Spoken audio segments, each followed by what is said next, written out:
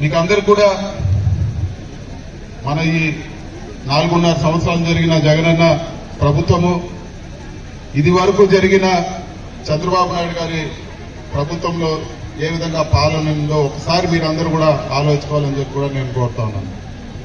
మన రొంపిచెర్ల మండలమే మీరు తీసుకోండి.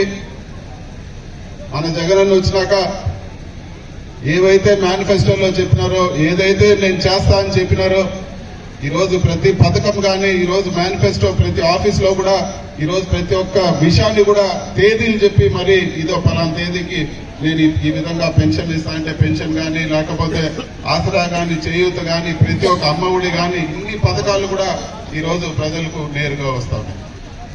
ఒక్క రోజు కూడా ఆలస్యం లేకుండా నేరుగా ఎవరి రికమెండేషన్ లేకుండా ఈరోజు జరుగుతోంది.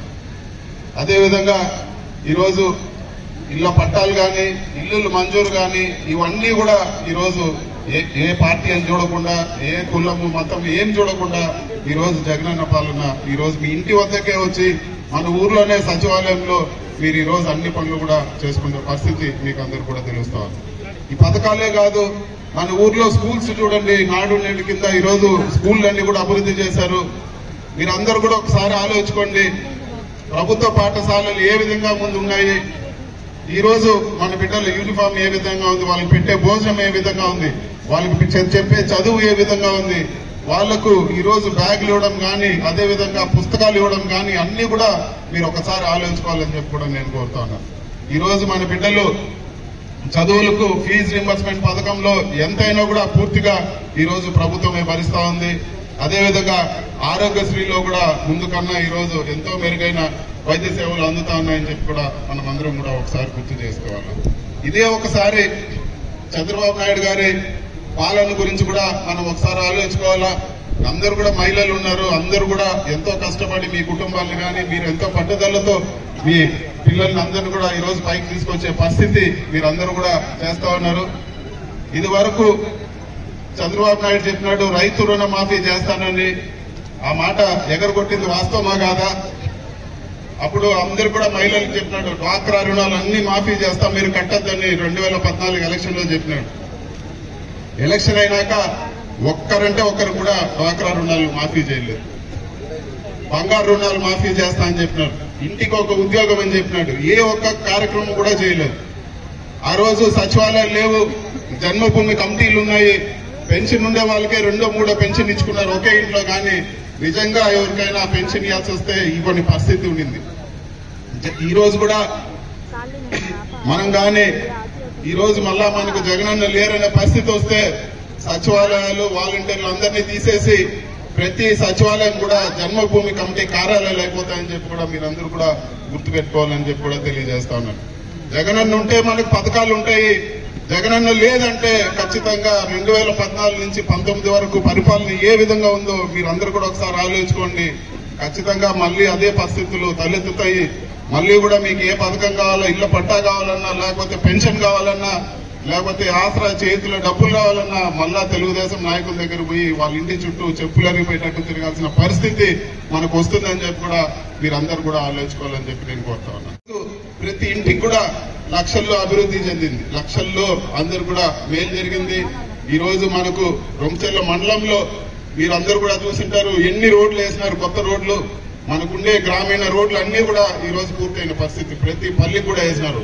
అదే తెలుగుదేశం పీరియడ్ లో 5 ఏళ్లలో 2-3 రోడ్లు వేసిన దాఖలాలు కూడా లేవని చెప్పి మీరందరూ కూడా గ్రహించాలని చెప్పి కూడా నేను తెలియజేస్తాను. ఇన్ని కూడా మీకు ఎందుకు చెప్తాను అంటే రాబో రోజుల్లో 2-3 నెలల్లో మనకు ఎలక్షన్లు వస్తా ఉన్నాయి, మళ్ళా అందరూ వస్తారు, మళ్ళా చంద్రబాబు నాయుడు వస్తాడు. నేను జగనన్న చెప్పిన దానికి అన్నిటికి కూడా నేను ఇంతిస్తా అంతిస్తా అని చెప్పి మళ్ళీ ఖచ్చితంగా అందరినీ మోసం చేసే ప్రయత్నం చేస్తారు.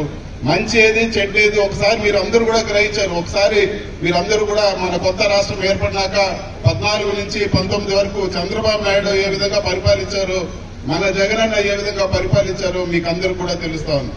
మీరందరూ కూడా ఆలోచించుకోండి, ఒక సర్టిఫికేట్ తీసుకోవాలంటే ముందు ఎంత దూరం ఎన్నిసార్లు తిరగాల్సిన పరిస్థితి. ఈ రోజు మన గ్రామ సచివాలయంలో అన్ని సౌకర్యాలు మనకు ఊర్లోనే అందే పరిస్థితి. పెన్షన్ కు క్యూలో నిలబడని పరిస్థితి ఆ రోజు ఉంటే ఈ రోజు ఇంటికి పెన్షన్ తెచ్చిచ్చే పరిస్థితి. ఈ రోజు ఇన్ని మంచి కార్యక్రమాలు మన జగనన్న చేస్తా ఉన్నారు.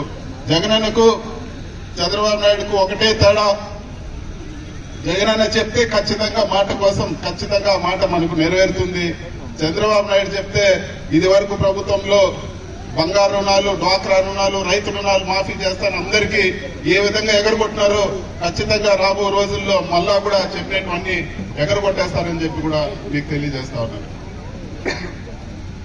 ఈరోజు ఇల్లులు ఎవరికైతే శాంక్షన్ అయినాయో, పట్టాలు ఎవరికైతే వచ్చినాయో వాళ్ళందరూ కూడా ప్రభుత్వం తరఫున కానీ ఒకే అందరూ కూడా మీకు అందరూ కూడా కమిట్మెంట్ ఏమంటే, మీరు ఎవరెవరైతే ఇల్లులు కట్టుకోలేరో మన వైఎస్ఆర్ కాంగ్రెస్ ప్రభుత్వంలో ఖచ్చితంగా మీకు అందరూ కూడా ఇల్లు కట్టుకునే దానికి పూర్తిగా సహకారం చేస్తామని చెప్పి కూడా ఈరోజు సభాముఖంగా తెలియజేస్తా ఉన్నాను. మీ పట్టాల్లో మీరు ఖచ్చితంగా ఇల్లు కట్టుకునే దానికి చేయండి. ఒక ఇల్లు పూర్తయితే రేపు మీ పేరులోనే రిజిస్టర్ అవుతుంది, మీరు అమ్ముకునే పరిస్థితి కూడా ఉంటుంది, మీకు ఒక ఆస్తి సమకూరుతుందని చెప్పి కూడా తెలియజేస్తా ఉన్నాను. ఇంకా కూడా అధికారులకు చెప్తాము కూడా పట్టాలు ఇవ్వమని చెప్పి కూడా ఈ రోజు అధికారులు కూడా తెలియజేస్తాము. రాబో రోజుల్లో మీరు ఎప్పుడు అప్లై చేసుకున్నా కూడా మన ప్రభుత్వంలో ఖచ్చితంగా మీకు అంతా కూడా వస్తాయి. నేను ఒకటే చివరిగా ఈరోజు జనవరి 1 త్వరగా ముగిస్తాను.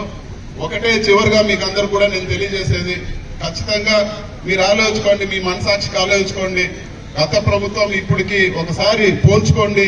ఇప్పుడు జరిగిన మేలు గత ప్రభుత్వంలో ఏం జరిగింది, మీకు ఏ విధంగా మాటలు చెప్పి మోసం చేసినారో మీరు అర్థం చేసుకోవాలని చెప్పి కూడా మిమ్మల్ని అందరూ కూడా కోరుకుంటూ, మీ అందరినీ కూడా నేను జగనన్నకు మీ ఆశీస్సులు ఉండాలా, మీ దువాలో కానీ మీ ప్రార్థనలో కానీ మీరు గుడిలో పూజ చేసినప్పుడు కానీ ఒక్కసారి మనకు మంచి చేసినా మనకు మేలు చేసిన జగనన్న గురించి మీరు ఆలోచించాలని తెలియజేస్తూ, మోసపు మాటలు రకరకాల ఎలక్షన్లు అప్పుడు చెప్పే మాటలు మీరు నమ్మద్దు. మీకు నిజంగా మంచి జరిగింటే, మీకు నిజంగా మేలు జరిగింది అనిపిస్తే ఖచ్చితంగా మీరందరూ కూడా జగనన్నని ఆశీర్వదించాలని చెప్పి కూడా మనస్ఫూర్తిగా కోరుకుంటూ, ఏ సమస్య వచ్చినా కూడా ఈ రోజు మన నియోజకవర్గంలో మీకు ఏ ఇల్లు కట్టుకునేదానికి ఇంకోటి కానీ ఇంకో ఏ విషయమైనా కూడా ఎల్లప్పుడూ మేము ఖచ్చితంగా మీకు అండగా ఉంటామని చెప్పి తెలియజేస్తూ, మీ ఆశీస్సులు ఖచ్చితంగా వైఎస్ఆర్ కాంగ్రెస్ పార్టీకి మాకు ఉండాలని చెప్పి మనస్ఫూర్తిగా కోరుకుంటూ సెలవు తీసుకుంటాం.